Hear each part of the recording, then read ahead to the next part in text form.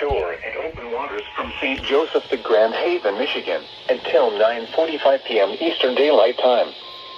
At 7:50 p.m. Eastern Daylight Time, strong thunderstorms capable of producing waterspouts were located along a line extending from 9 nautical miles west of Port Sheldon Harbor to near Jackson Park Harbor in the Chicago area, moving northeast at 40 knots. Hazard, waterspouts and wind gusts to nearly 50 knots. Source, radar. Impact, waterspouts can easily overturn boats and create locally hazardous seas. Small craft could be damaged in briefly higher winds and suddenly higher waves. Locations impacted include Holland Light, Saugatuck Pier Heads, St. Joseph Light. Move to safe harbor until hazardous weather passes. Thunderstorms can produce sudden waterspouts resulting in locally hazardous seas. Seek safe harbor immediately.